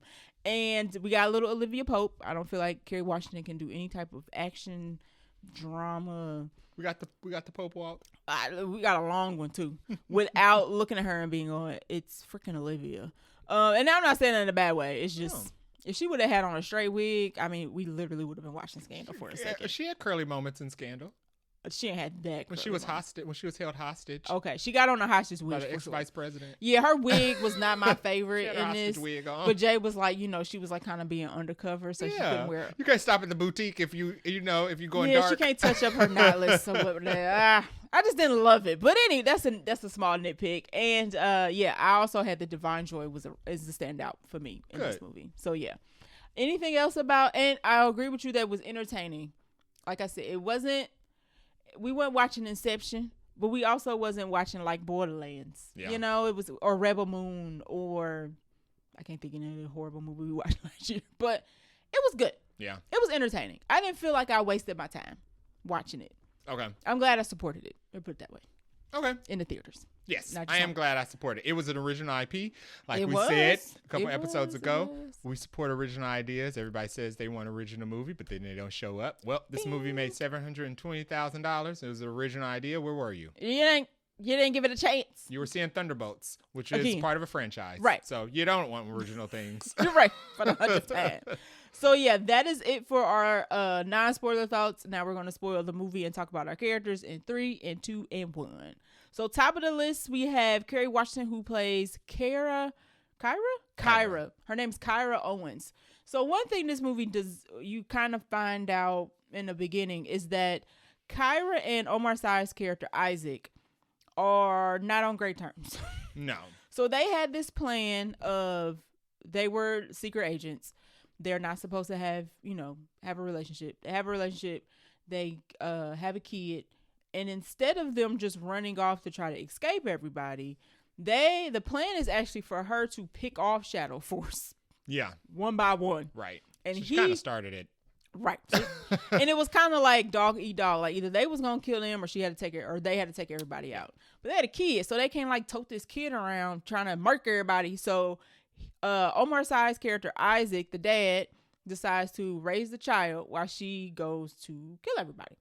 And I guess I don't know if she deviates for the plan or it's taking too long or whatever, but it's like 4 years. Well, she says it. They say later that it's going to take a while to draw them all out. I guess. Isaac says, this could take like years. And she's like, well, then years is what it takes. Because I guess we're supposed to assume they're all supposed to be as capable as their team is supposed to be as capable as them. Pause. Yeah. I didn't plug up my computer and it's dying. Oh. Dying computer. You can use mine if you need to. I got it. Oh. My computer doesn't charge when it is recording OBS, but it will die if it's not charging. But it will just stay at the same level. Oh, okay, so I gotta get it before it gets too low. Okay, yeah. I'm ready. Yeah. So I guess we're supposed to assume that they're all supposed to be as skilled. That's why it took so long to get them all out. They're all Black Widows. Basically, they're all like Thunderbolts. Right. So she has not, and you don't really get it till later on because the son asks, is mommy off killing the bad guys? And Isaac's like, yes. And he's like, is that what she's doing, right now at this moment? And he's like, yes. So I originally thought that they were like a happy family. Yeah. She was coming back to check in on them. No. I was confused because the first third of the movie, they're separated. Yes. And we don't get much Kerry Washington dialogue because she's by herself. But I was confused why they were in separate places. And we find out because she has not seen the kid or Isaac in like 4 years. So they're not even doing a swap off. No. It's just like she's just gone. Kid don't know the kid. Kid doesn't remember mom because when she pieces out, it's like a baby. Yeah. So, but Kyra as a whole is, Kerry Washington does good playing an action assassin. Yes. No, mercenary. I like action person. Action person. Yeah. Fine. You could tell in the movie where they like swapped out her like stunt double because when she would fight, you wouldn't see her face. You see any of their faces. You just see wig. You just see her curly wig. But she brought the hearts. She brings the Kerry Washington to her character. So any moments of like non-action where she's got to talk to Isaac about what's going on or talk to her son about explaining, where she's been, or reintroducing herself to her son, or when she has to talk to Mark Strong's character. She brings the Olivia Pope. She gets the most action to do, though. Like, she does. Between her and Omar Sy, she does the most action. She's stuff. definitely leading the action sequence because she's been working. Right. Essentially. And Isaac has been raising a kid. Yeah. So he's a little rusty-ish, I guess. And they have a good back and forth where she's always saying, like, I was always the better shot and stuff like that. So that's cool. But she does good action hero. Yeah. And I can't call her a hero. Her character ain't really a hero. Her character just trying to make her life what she wanted. Black Widow was a hero. She blew up a kid. Okay. So fine. She plays a good action star. Right. Action person. Right. A good action person. And I would like to see Kerry Washington do more of this. Like, it was different. She was able to weave in and out of, like, being a mom, somebody who was concerned for her family, and then also, like, turning up when she needs to. So more of this for Kerry, please. Yeah, I agree. I echo all those points. I mean, what other choice were they going to make? True. One of them was going to have to One of them was going to have to take somebody out, or they were always going to have to be on the run. Right. One of them was going to have to do it. Right. So I thought the choice made sense. Like I said, she had most of the action sequences. I thought she did a really good job with all of them as well. True. And I liked her monologues. And I mean, she's Kerry Washington. She's she's good. Like, she can do the talking. Give her the lines, and she's going to give them to you. She can do the talking and the crying and all of that. Like, the emotion was there. There was no notes on that. I believed her in her sequences when she was like first meeting the son for the first time and first bonding with him for the first time. So she's Kerry Washington. That was good. And she had a little, they had a little comedic relief moment. She was good in that. So no notes on her acting. Great. Her character was doing what she had to do to make sure her family stayed safe. And then when Isaac ends up blowing the cover, essentially, she show up like, sir, that was not the plan. He like, that what you do, it ain't the plan either. So even though she wasn't really close to finishing, because she still had like 5 other people to do. She was not. She had at least 4 more years of work to do. So she wasn't close. I understood Isaac's moment of like, what are you doing? And it seemed like they were on to her. So it doesn't seem like she wasn't going to be home soon. The plan wasn't working. No, the plan was not working. Feasible. And she needed to they needed to regroup long before she kept doing what she was doing. Yeah. Yeah. All right. Omar Sy plays Isaac Sarr, who is the husband and dad. I liked him. He played a good dad who was trying to raise his son with a mom who was like alive but not in the picture. Yeah. Like, he wouldn't talk bad about her. The son obviously knew who mom was. Like, he had 2 action figures, and one was mom and one was dad. So he's obviously raising the son to like know who mom is, even if she's not around. Right.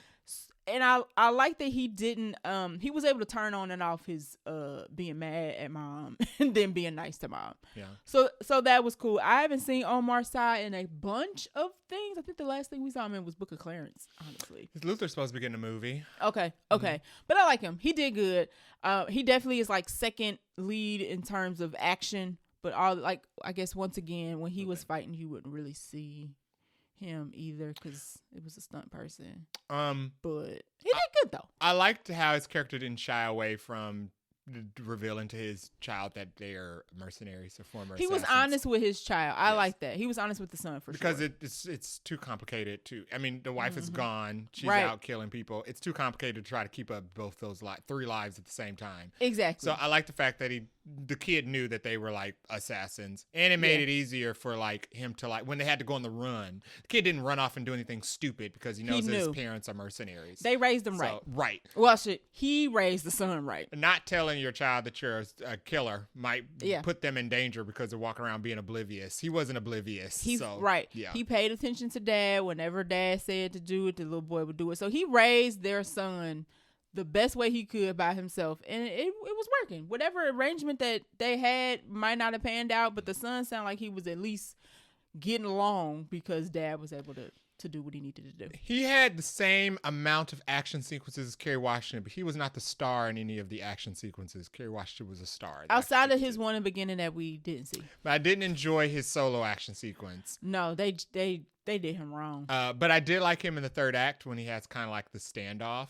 With the guy at the with end. Mark Strong's character. Okay. I liked how music played like a big part in his relationship Yes, they have Kerry a Washington. wedding song that we hear throughout the movie a lot. And Kerry Washington, when she pops back up, is surprised to hear it because she's like, they're not in a good space or whatever. But he still plays the song for the son. Yeah. So the son knows their wedding song like word for word. Yeah. I'd like to see Omar Sy more action as well. Agree. I guess one thing we didn't mention about his character is that he's lost a lot of his hearing. So he has to wear hearing aids. Hawkeye. Right. And he, depending on if he needs to actually hear people, he puts in hearing aids. But when he needs to like zone out and be his assassin self, he takes them out so he can focus. So they did that. It's not a huge plot point, but they did it a couple times in the movie. Luckily, they only did it like twice. I'm glad they didn't overdo it. It was about to be my they next could statement. have.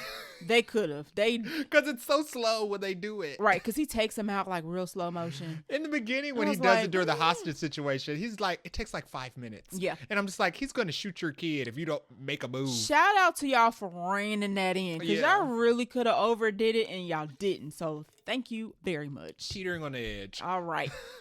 Right. You want to go to Divine Joy and Method Man next? Sure. So we get two characters they are called Auntie and Unc in the movie. And I'm just now realizing what their names were. Looked up, I was like, what are the characters' actual names? So Divine Joy plays Auntie Clanter and Method Man plays Marcus Unc Owens. So they're not actual aunt and uncle friends of the family. Yeah, they're more like friends or co-workers, I guess. And I don't know if they all used to be under Shadow Force and then they left, or they were just on equal assassin groups or whatever. I don't think they were on Shadow Force, but I think somebody drops the line that they were all like mercenaries, and then Divine and Method Man went to a different group. Government. Okay. Yeah. Okay.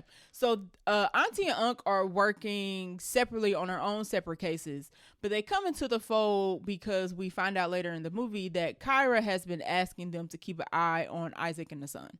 Like the whole time she's been gone, they've been keeping an eye on them. So they're always like in close proximity. Method Man is cool in this. I mean, we've seen Method Man act, so he's fine acting. He's got funny moments and whatnot.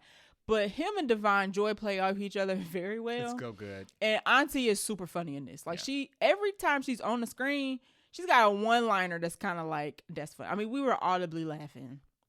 From the 8 people that was in our theater, they have a laughing. They have a Mike and Marcus kind of relationship. They do. Where they're friends and they love each other, but they're like they get along, but one of them is clearly an idiot. Yes, and one of them clearly smarter than the other one, right. Even though they both capable of doing their job. Right. Yeah, the pairing of them was very funny, very good.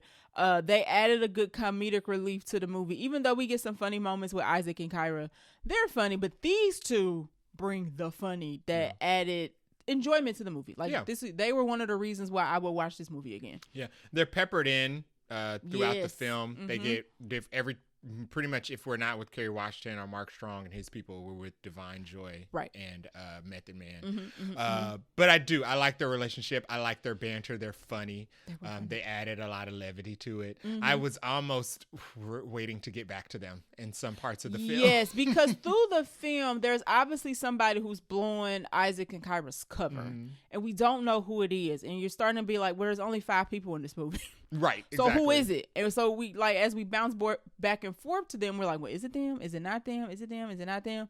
So yeah, you kind of waiting to see them because you want to reveal who is the mole, essentially. And I like Divine Joy Randolph's action sequences. She got some action sequences. In. She was really good. Yeah. We're in spoilers, but she ends up going up against Method Man at some point in the movie. Surprise. Method Man was the one who was the mole. I thought that was good. Right. I liked her that they gave her like her own little arc.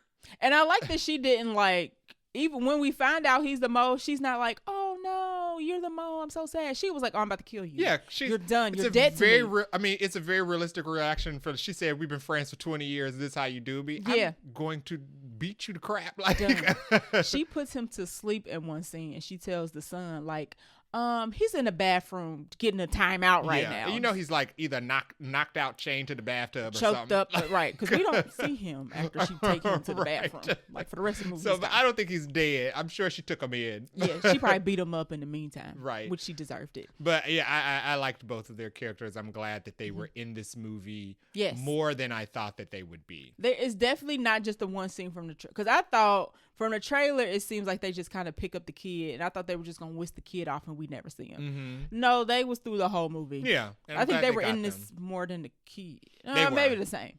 They had more to do than the kid. The kid was definitely present more. Yes. But yeah, they were really good. They gave them things to do. They just weren't there to be funny. When they decide to do the Divine Joy Randolph spinoff, yes, they should bring Method Man back. He should be in some capacity. Yeah. He's her mole. Yeah, her for other organizations. Mm-hmm. Right. Mm-hmm. Yes, that would work. Somebody, he's working to get time off his sentence or something. Exactly. Yeah, we need them back. Somebody write that up. That's an idea right there. Original. Last on the call sheet is Mark Strong, who plays Jack Cinder, who is our villain. He's fine. He's fine in this. His character's weird. This is not a negative against Mark Strong. No, but his character wasn't great. He was over eccentric or something. He was kind of like the villain he was kind of like the Rhino in Craven. Yeah. He was just a little too eclectic and weird. And it was just kind of like, I mean, and the whole, and I'll save this for my likes and dislikes. The reason why he is upset with them, one reason is valid, mm-hmm. because they broke protocol. It was the job. Y'all was not supposed to get together, and you're not supposed to leave. The rule was, once you in Shadow Force, you got to stay. It took me a minute to realize that his stance was kind of the same as Angela Bassett's against Tom Cruise in Mission Impossible. Yeah. When she sent Superman to kill him. She was like, he broke the rules. It's time for him to die. Right. Like, it's the job. It's the job. So I got that is part. The job. I got that part. But there's another reason why he's like mad. And I was like, this is kind of cheesy and That's corny. one of my dislikes. It is also one of my dislikes. So I'll save exactly what that is. Okay. But Mark Strong is Jack. It's fine. I mean, sure. They could have been anybody. He's a pretty vanilla villain. He's there. They needed a villain. They needed a head honcho to send the other assassins after them. True. So he's just the boss. He is literally just the boss. Mm-hmm. And he's like the crazy, overzealous, mean boss. Yeah. So the movie needed an antagonist, and he's the antagonist, honcho. And he's literally play by play the antagonist. Yeah. There's no twist or turns with them. No. There's a reveal for a secret motivation that you could have guessed watching it, which I wish they would have left out because it kind of cheapened it. Cheesy. But, yeah. I like him as an actor. I was not a fan of this character. No, not at all. Yeah. He also is joined. We'll talk about it later in the ending, but he's also joined by two main henchmen who are kind of like his bodyguards / assistants, who were fine. They were also fine. They were fine. I don't remember their characters' names. I think one was Patrick. Yes. Yeah. They were fine. They were fine. Yeah. There's like other sprinkles of people in this movie, but they're just kind of there to fill in some gaps. Oh, I'll do an honorable mention to Hila Kamara, who plays the son. Yes. He was cute. I liked him. He has some good facial expressions. He has good facial expressions. He's a good singer. He is a good singer. I liked his storyline where he remembered all the Lionel Richie songs because his dad played them. Yes. And Omar Sy tries to act like he learned them on his own. And Karen Washington's like, that's not possible. Yeah. I mean, everybody has those moments as a kid. You're a kid, so you know all of the songs that your parent listens to, especially if your parent is one of those parents who listens to the same 5 songs over and over again. And the same 5 songs. I'm one of those people, and I'm not a parent. I listen to the same 5 songs over and over again, so I get it. Yeah. I thought he was fine. I liked the fact that he was not like, he wasn't an annoying kid. He wasn't an obstacle. Thank you. He was a liability because he existed, not because he did anything dumb that put him in danger. Correct. Correct. The only reason he got kidnapped is because the parents got caught. So I like that fact too. He was minding his business, doing what he was supposed to do. He didn't get caught trying to cross the road to get a ball that rolled into the street or something. Save the parents and be like, I'm just trying to save you guys, but I blew up the house in the meantime. Like, he don't do nothing like that. He listened. He didn't break the rules or do something opposite of what they told him to do. Right. They didn't have to keep telling him the same thing over and over and over again. Yeah. I like this kid. And I liked his line delivery, especially in all the scenes where he's like repeating things that he heard other adults say. That was cute. I thought that was funny. That was cute. He had a line with Omar Sy where he says a curse word. Yes. He calls one of the drivers an a-hole, and he's like, I hear you call all the other drivers that. And Omar Sy's like, no, I say that under my breath where other children can hear. He's like, but I hear. Right. He was smart. It was funny. He was also smart. Now, some of his line deliveries was a little cheesy, but they were supposed to be. Yeah. So that was fine. But yes, he's a good child actor. I liked him. All right. Likes and dislikes. I will start with my likes. I like that the trailer didn't give everything away. So I already mentioned that Kerry Washington, Omar Sy's characters are not on good terms. Mm-hmm. Another thing that the trailer doesn't give away is that the two people that are the head honchos or the bodyguards or whatever, Mark Strong, are actually CIA agents. Nice. So we get that and we don't get that to the very end of the movie. Mm-hmm. So whoever cut the trailer, please, every other studio, take note. You can make a trailer and not give out like the tidbits of every part of the movie. It's funny because this movie is not, it's very straightforward, but it has surprises, which is strange. The fact that they did like that the plan wasn't working out, so they weren't on good terms. Mm-hmm. The two CIA agents was being undercover. Method Man. The fact that one of the auntie and uncle, one of them was obviously like had to be leaking, but we didn't quite know for sure until it was actually revealed. All of those surprises in a very straightforward hour and 45-minute movie. You don't often see that. Right. And we didn't, the trailer also didn't reveal the fact that Omar Sy was deaf, practically deaf, and that was going to be part of the movie. So I don't know how that happens. The charm. That goes into the charm. Right. Good way to like hide that in the writing in the trailer. And I think I covered most of my likes going through all of the actors. Did you have anything extra? I'll leave one of my likes for favorite Liner scene scenes? because I think I just realized it is. But I'll add to your I like the chemistry. Specifically, they made it believable that Omar Sy and Kerry Washington were a couple. Yes. When they finally had, after there's a car chase, and then they get away and then they go warm up in a cave somewhere. Right. And they talk about the distance. And Kerry Washington talks to Omar Sy about, just being amazed that her child turned out to be great because she hadn't been around him in so long. Their wedding songs, and I like the flashbacks. Yeah, we got a few of those. The flashback sequences are cool. I like the flashback when she talks about, you haven't seen me, but I've been close. I just saw you 2 years ago at a carnival. I touched the back of your neck, and he knew. He was like, I know who you are. And I like that. You the whole time. I liked her expression. She was surprised. It was like, yeah, girl, he knows who you are. Y'all both assassins. You're both assassins. Y'all know how this works. Shouldn't you be glad that he knew he was being watched and followed? Boom. So, because one with of her your child. one of her first nitpicks when they link back up, and she was like, "You exposed our son." Because what happens is, they go to the bank. Omar Sy and the son go to the bank. Mm-hmm. A group of people try to rob the bank, and he takes everybody out. Now, he ends up telling on himself because all this gets recorded, and obviously no normal person can take out a group of 6 bank robbers with guns. So that's how he gets outed, and Kerry Washington is mad at him because she's like, you were supposed to be taking our son, whatever, and he's just kind of like, aren't you glad I protected our son? Yeah, but it was clear, it was good writing because it was clear that he did a good job because the child turned out well. Right. And he's safe. And it was good writing because she was like, I saw you at a car. He was like, yeah. Because I'm a spy and I know when I'm being followed. Right. So I was also in Shadow Force. So I like that. I also like that he kept it from Kerry Washington and he was still good at shooting. Yes. He just let her have it. He let her have her moment of feeling like she was better at him. His character I really like because he was like, even you wouldn't know he was an assassin because of how he was able to raise his kid so well. But he also was able to flip back between like a normal person and like an assassin. Because assassins be having like weird personalities because they're crazy. Yeah. But he did good flipping back and forth. Yeah. Yeah. That is all I'll do for likes. Did you have any dislikes? There is one particular plot line that I did not like in this movie. Okay, that's both of ours. Okay. Mark Strong and Kerry Washington. Well, the reason why Mark Strong's character, what is his name? Cinder. I think call him Cinder. He is mad at the couple because they left. And he says they destroyed everything he built. But he is also mad because him and Kerry Washington used to have a thing. And as soon as she reveals it, I go, wah, wah, wah, wah, wah. Yeah. So she's like, the reason why he wants to kill me and kill us and get rid of our family so much is because he used to be in love with me and I didn't want nothing to do with him. And I believe her character that she actually didn't want nothing to do with him. But I was kind of like, why do we need to add this element? It actually wasn't needed. Who cares? Because she uses that to get back to him because she's like, okay, I gotta kill this man officially. Like so she uses it like I'm the one you really want, just come talk to me, just come pick me up. And they have like a moment of where you think they linking back up or whatever. It's like, this is so fake. Yeah. I don't believe any of this. Next. Yeah. Don't need it. So yeah, that was my main dislike of the movie. Yeah, I didn't like the Mark Strong plot line of him being in love with Kerry Washington. For you to be the head of like this organization and who's been around for so long. It's just like you know better. Your motivation is because you're caught in an entanglement, right? And you mad at her because she left with somebody who she was in love with.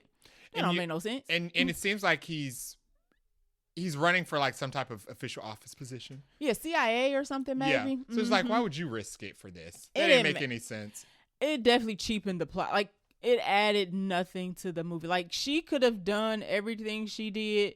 She does have a speech at the end, like, you know, you're weak and you're this and you're that, and I don't want you. And she's trying to like get under skin. It's like, she could have talked about something else. Yeah, you're absolutely right. It didn't need to be in this movie. It didn't add to anything. It added no flavor. The other thing I'll add to my dislikes is I didn't like but the rival team was nothing. Oh, filler. No, they were filler. So there's the other 5 people that were on their team. Kerry Washington, I guess, is also at some point also going to take out. Yeah. But Mark Strong gathers them together with a bounty to say the bounty's like $100 million. Whichever one of y'all killed him gets it. Yeah. So what they should have done was start taking each other out. But anywho, that's a different movie. They just pop up at the middle of the movie and at the end of the movie. We don't really get a sequence where like they have to go against each. I thought it was gonna be each of them was gonna get a moment. They were gonna have to go around and pick them off one by one. That would have been cool. Or he was gonna send each of them one by one or something. That would have been better. We don't really get a sequence against all of them. We get a shootout, but at the very end amongst everybody. It's a shootout. You've seen it. They all die. Yeah, you've seen one shootout, you've seen another. So they get a shootout. Yeah, you're right. They're kind of involved in a car chase sequence, but that's mostly just cars. Yeah. And at the end of that, they all get out because they've run them off a road into the water. Yeah. And they know they messed up because these assassins, they can get out of water. And we don't see him again until the third act. And they never really catch Kerry Washington on our side. They only get Kerry Washington because she showed up. She turned herself in. Exactly. So they didn't even they weren't that good. Yeah. They didn't even fulfill the purpose. Yeah, they were kind of filler as well. Yeah. So okay, I agree. And then it kind of makes it seem like, well, how are the rest of y'all as qualified as Kerry Washington on Mars? Also, Kerry, how can you ain't killed all these people? Because they get picked off very quickly in the third act. So all they needed to do was get them all together. Yeah, you're right. I didn't think about that, but you're right. But yeah, those are my only dislikes: the Mark plot line and the extras. We're calling them both extras. All right, let's get into the ending. So the ending ends as you think it would, happily ever after. Yeah. Mark Strong tries to kill Kerry Washington on our side. It don't work out. We got a big shootout. We get a callback. We get a who? A callback. Omar Sy has officially shot Kerry Washington in both her shoulders. Yeah, so earlier in the movie, they have an argument. Omar Sy and Kerry Washington are kind of like arguing about a past adventure they was on. And she's like, you're a poor shot because you shot me in the shoulder. And he's like, oh, I shot you in the shoulder because I was trying to shoot the dude behind you. And, it's a cute little back and forth. It reminded me of Bad Boys. When Marcus had the premonition that when Marcus had the premonition Mike was gonna shoot him. Yes, yes. It's very much kind of like that. Yeah. So at the very end of the movie, Mark Strong has Kerry Washington hostage. Surprise. So in order to get her out of the hostage situation, Omar Sy shoots her in the other shoulder in order to kill and distract Mark Strong. Mm-hmm. And they kill him. They shoot him dead. Everybody else, all our assassins die. One of the CIA agents die. One of them unceremoniously. We didn't even actually see him officially die. He just got stabbed and he looked like he was hurt, and then that was it. Yeah. We assume they left him on the island to bleed he blew out. Up with the grenade. Yes, there was a horrible CGI explosion where one of the assassins go pew off a dock. Mm-hmm. So yeah, and then Divine Joy lives. We assume Method Man lives because we don't see him again, and we don't see him die, and we don't. No proof of body. No proof of body. She didn't make the indication that she was going to kill Unc, but she did make the indication she was going to at least turn that man in. Right. So Divine Joy lives, and she ends up working for the CIA with Patrick, who is one of the agents that lived. Yes. CIA agents that lived. So it's happily ever after, and then at the very, very, very end, Kerry Washington and Omar Sy are living a good life. They are free of Shadow Force, and she is pregnant again. And Divine Joy says she's going to start up Shadow Force again. The right way. But she's going to do it the right way. She's asked Kerry Washington and Omar Sy to join. Right. Kerry Washington said, call me in 9 months. She did not say 9 months. She said, "Call me after a while." She said, "Call me after a while." That's what she means. Okay, maybe because she is pregnant. She is pregnant. She reveals on her side that she's pregnant at the end. So yeah, it was I could see how they would do another one. I would watch another one of these. To be honest, it was fun. But you know what that means? What? If Divine Joy Randolph is setting up a new Shadow Force. Yeah. I don't want a new team. I don't want a new team. She's gonna need to get a new team together. No. Keep the same people. She's gonna have to get. She can't just have 2 people. There was literally 5 people in this movie. Shadow Force can't sit on the shoulders of 2 parents. I don't know why. She has to get the team together. There's and 3. It has to be younger people. Okay, if y'all do this again, do not want no new people. Don't do it. Y'all ruin it when y'all do stuff like that. I hate it. You have to replace everybody killed. Get robots. Something.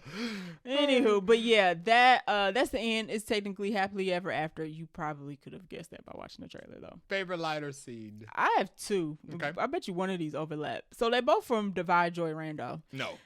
Okay. Not mine. But. So one of my favorite lines is her and Method Man are on the plane and I don't know where they're going. I guess they're going to link up with Kerry Washington or something. And she's telling Method Man, you've been acting kind of weird. Like every time I tell you something, you always question me and like, oh, what do you mean ? Or oh, that's she's getting annoyed. Mm-hmm. And she was like, do you think I enjoy suspense? I thought that was funny. And then the other thing, they are at a club and they're celebrating. I don't even know why. They're watching. They're still doing recon on the guy. And Method Man trying to party and turn up. And she's like, I'm not trying to do that. And he says something like, oh, I know where Isaac could be. Like, he could be in one of these 3 places. Let's go find him or whatever. And she was like, okay, I can drink to that. And he was like, I can get drunk to that. And she was like, I didn't say I could drink to that. Know what she say? I said I can drink to that. I get drunk to that. Not to get drunk to that. And I was like, I feel like I can use that in real life. She said that's what you're proud of. You always go too far. Right. You always trying to get drunk. She's like, I can drink to that. I didn't say I needed to get drunk to that. I have a favorite line and scene that both go together. All right. My favorite line is during the car chase scene with Kerry Washington and Omar Sy and the son. Okay. And she gives the son headphones so that the son can hear Kerry Washington's voice during the shootout. But during it, she forgets that he could hear. Right. So when Omar Sy is asking her, like, how are they being tracked? She said, I don't effing know. And then the son is like, Mom, that's a curse word. She's like, oh, crap. Right. That I have she forgot she was back in mom. She needed to be mom mode again. And she hadn't had to deal with it. I thought it was funny. It was like, you haven't had to deal with having a child around when you and do watching all your this. language. So it's just funny. Yes. I like that scene. But during that scene, my favorite scene was the car chase. That was my favorite action sequence. It was good. It was touch and go. The CGI was not great, only specifically on the fire effects. It was $40 million budget. But I give them grace for that, I guess. Yes. It had touches of like Mad Max car chase as far as like the destruction and how it was shot. A lot of the shots were long. It wasn't just like the car chase sequence wasn't just like cut all the time. Some of them were like long runs. Yeah. And I enjoyed that. I feel like that's where the budget went to. I feel like that was the most expensive set piece in the film. Probably that, and I guess the boat scene at the end. Because I feel like the boat scene. Because I feel like the act at the beach house was probably just a set. Yeah, that was probably in one room, just with prop guns. Beep, beep, beep, the car chase had all the explosions, the driving. They were on the road. On the road. Yeah. I like the car. She broke down, but the car was basically a very nice it was car. Knight Rider's Mustang. Yeah. And the son was like, Dad, this car is so much better than yours. He's like, yeah, because I'm not an assassin. Yeah. I'm trying to be a regular dad. I drive a Camry. Right. It was rusty too. It was an old Camry too. I think I had a tape player. So, that was my favorite line and scene. Mm-hmm. Okay. All right. Do you have any random notes? Random notes. Yes. The bank robbery scene made me upset. Yes. So the opening scene, first action scene we get of the bank robbery where Isaac is, minding his business with his son. A group of people come to rob the bank, and he's like, okay, well, I gotta take these people out. Yeah. Like, they about to kill everybody. And instead of us seeing him take everybody out, they do that thing like they did in Moon Knight for Marvel. So whenever he turned into the killer, they cut the scene to black. Mm-hmm. And we just get cuts of scene to black, and we don't get to see him fight. And I looked at you and was like, I hope the rest of this I hope the rest of this movie not like this. I'm gonna be I mad. was very upset. So we just see it. We're staring at the kid, Mm-hmm. and the kid. She tells his son to close his eyes and close his ears because he's about to tear everybody up. So we just looking at the kid, and it's cutting to black, and seeing the kid, black kid, and we just hear the fight happening. And I was like, No action movie should have a scene like that. I that don't. scene does not fit in any action movie. I don't like it. The Accountant wasn't an action movie, but it was the same issue I had with that bar fight scene in Accountant. When Do we not. When we build go up. see the Punisher jump over the bar and then it just cuts, and I was like, "Where's the action?" Please scene? don't build up a scene you're not going to show us. It looked like it was going to be a good, and they cheat and they show us the scene through video footage, but everybody's looking at the same 5-second clip, so we just see some made up video footage of the fight instead of seeing the fight when it happened. That's a no. Yo-yo and action sequences like that is not like fun for the audience. Yeah, it's actually extremely disappointing. I didn't like that. I didn't like it. I was wondering where this was my second bullet. This is how much I enjoyed them. I said, "Where's the Method Man Divine Joy movie?" I said all their scenes are my favorite scene. They were really good. I like the pairing. The car chase sequence was reheated Mad Max nachos. It was. Yeah. Outside of the wonky, the flame on the truck, I'm like, y'all didn't even need the flame. Y'all just could have took that out because it looked fake. Yeah. It looked super fake. It looked bad. But, they probably were it was probably safety reasons. It didn't look as bad as the explosion on the dock later in the movie where the little assassin was just like, pew! You know what? I was surprised they were using blanks in the guns. Because, John Wick doesn't even do that. John Wick's gunshots are CGI. So I was surprised that the gunshots were actual gunshots. Maybe the CGI costs more money. Oh, yeah. I bet you it does. Yeah. I mean, it's probably better to edit it. It's probably cheaper to not have to edit it out. But they look good. They look good. I mean, John Wick's gunshots look real. Yes. You can't tell they're CGI. They sound real, flares. too. Yes, in Dolby. Oh, my gosh. Pew, pew, pew. Scandal Walk. We got the Scandal Walk in Columbia. Long Scandal Walk. She walked all the streets of on the Columbia phone, too. On the phone, on a burner. With a curly wig. With her bad wig. With her Donna Summer. I didn't like it. And it was a moment where it's like wet because they come out of the river or whatever. It's moisturized. It looked better wet than it did dry. Yeah. And I didn't like it. So, we got the Scandal Walk. I mean, she's literally doing the Scandal Walk. She's on the phone. Mm-hmm. She's doing the Scandal Walk through Columbia. Right. I mean, she's even talking like she Olivia Pope. It was the lost season. She's literally Olivia Pope for like Olivia Pope. 2 minutes. It was good. I was like, that's when I was like, the movie is going on long enough where it's reminding me of television. Oh, okay, because it felt like Scandal. Yeah, it felt like Scandal. I mean, that could have been a scene out of Scandal. She was literally doing the same speech that she does with like hostage negotiators in Scandal. I mean, the same sass and everything. Yeah.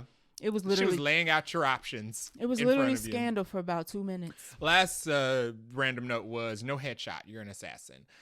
There was a moment where she could have ended the movie by putting a bullet between Mark Strong's eyes. 20 minutes earlier. 20 minutes earlier, but she wanted to do all body shots. Like he said, you wanted to put a bullet through my heart because it's symbolic. A bullet through the head is equally symbolic and more final. Yeah, so she light that man up in his chest. You're an assassin. And of course, he's got on a bulletproof vest. So he rises like he in a horror movie, like, yeah. And she's all surprised. I'm like, girl, you ain't shoot him in the head. He's threatening to kill you, your husband, and your child. The opening scene we get with her is her sniping somebody through the forehead. Some rando. The head. But this man you despise, you won't put a bullet into his forehead. Yeah. It was literally just bad writing. Yeah, it was. I'm not, like, I can't ignore that. They had to extend the movie. But they didn't, okay. But if that was the case, don't write a scene where she's giving herself up. Where she clearly has the advantage to kill him. We could have kind of sliced that because not too long after that, they could have captured them a different way because they ended up capturing both of them anyhow. But if she did, we wouldn't have got the Javon Joy Randolph action set piece after that. So sure. Fine. It balanced it out. Yes. All right. You have any other random notes? I do not. Are we ready to get into our rating? Yes. Okay. I'm going to give it 3.5. Yeah, I'm there too. It's not quite 4 because I usually reserve my 4s for just, I don't know. What do we give Thunderbolts? Like 4.5? Something like that. I don't know what we should have, like a rating scale of like what we rated other movies so I can like be like comparable. I want to be honest. I don't want to compare it to what I rated last time. Fair enough. It's not great. Mm-hmm. It's mostly good. It has charm. And it has parts, but it definitely it's a little rough around some of the edges. Yeah. I enjoyed watching this in the theater. it's better than some other movies I've seen. So I feel like a 3.5 is solid. I feel like with the Fall Guy budget and treatment, this movie would have been a lot more solid. Yes, some of the writing choices, like not shooting them in the head, didn't make any sense. Cutting the action sequence to where it was like Moon Knight, I did not like that. Yeah.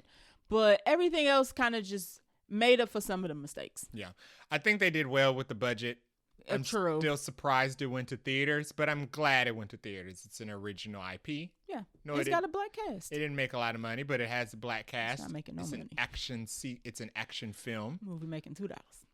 And we need more original ideas in theaters. So we do. Yeah. You didn't say what your rating was though. I said I agree. It was a 3.5. Oh, 3.5 from both of us. Fair. I feel comfortable. I can sleep with I that. had issues with the writing. But I thought the action was good. Mm-hmm. I wasn't expecting the action to be like Fast and the Furious levels. But no, I mean, like I said, I wasn't expecting like Inception or Dark Knight. But it was good for what they did. Agree. And I mean, it. I would watch another one of these, but not in the theater. I just watched. I don't think another one of these will go to theaters. No. With this box office return. No. I mean, we not get another one. Period. But I would watch the Vine Joy Randolph spinoff if they ever did one. 100%, absolutely. I would want to see all these characters in other action movies. Absolutely. All the actors, yes. Mm-hmm. I would agree with that. Yeah. So, anything else for this here? That is all I have for Shadow Force. All right. What are we watching next week? What are we watching next week? I didn't pull up our notes fast. Oh, Final Destination. Yay! I was like, it feels like it's something big. Final Destination and Bloodlines. We finally get to figure out how that lady lived so long. Yeah. That's probably going to be bad writing. I'm not even going to. It's not going to be great. My expectations for this movie are middle. Okay? If it's better than middle, then great. My expectations are right in the middle. Have you seen all the Final Destination movies? Yes, but it's been a very... How do they rank? 1, 5. This is 5 or 6 coming up. Hold on, let me pull up the wiki. Okay.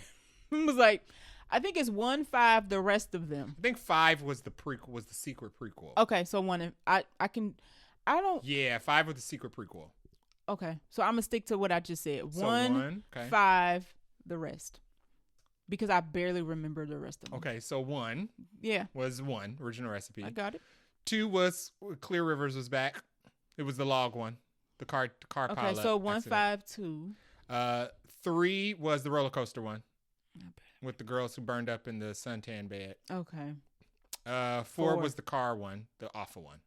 So 1, 5, 2, 3, 4. I think I did that right. I would go 1, 2, 5, 3, 4. Okay. Yeah. I like 2. I like 2 because it continued the story. 1. Okay. And I think I just 5 is high for me because of that ending. The only reason I still really rank 2 high is because it's the only one where the last 2 people lived and they still have not died. Okay. And they said that the girl who lived at the end of 2 is supposed to make a cameo in this one. I feel like I need to rewatch something. AJ, whatever. So many. Is. Yeah, I know what you're talking about. AJ Cook, yeah. So she's supposed to show up in this one. Somebody has had to have like a recap of all these because I really am not trying to watch all these all over again. There's a kill count. Okay, maybe I'll do that. But I don't think you have to watch them all. Oh, no, I don't think so. No. I think what it's now, supposed to do... Now, if you've never watched any of these, do you need to watch them all? No, I think the only tether with this movie and the other ones is that you can just assume that everybody in all the previous movies is a blood descendant of somebody who lived in the disaster that she prevented in this one. In the beginning, the grandma. So this is the full circle moment. Okay. Yeah, you probably don't need to watch. The only thing you need to know. They probably hoping people don't feel like they need to. And the movie will be filled with homages of previous kills. They've been teasing like log truck stuff and stuff that you've seen already. Mm-hmm. No, they are actually marketing this movie. They are, yeah. WB. That's why highest to lowest need to be on like a WB. But anyway, I'm going backwards. Yeah. So yeah, that will be our next episode. I'm looking forward to it. It should be a good time. If anything, watching it with an audience should be good. Yeah, absolutely. I assume a lot of people are going to be in theater for this one. Yes. Yeah. It'll probably do. I'm anticipating a good box office return. The last one was 2011, and I've been seeing a lot of people discover Final Destination for the first time. Okay. So, yeah. This will probably be good return on the budget. All right, exciting. All right, so that is it for our episode. Thank you for listening. If you like our show, please give it a share. You can leave us a review on Apple Podcasts, Spotify, or on our website, vaguelynerdypodcast.com, where you can also leave us a voicemail and we will play on the show if it is appropriate. If it's not, I will find you on LinkedIn and tell your boss.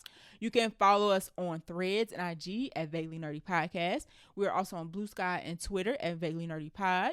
If you want to send us an email, you can reach us at vaguelynerdypodcast@gmail.com. If you are listening on a podcast app, we also have an animated show on YouTube that you can listen to. And if you want to give us a donation of the monetary value, you can find us on Ko-fi at ko-fi.com/vaguelynerdypodcast. Until next time. Bye.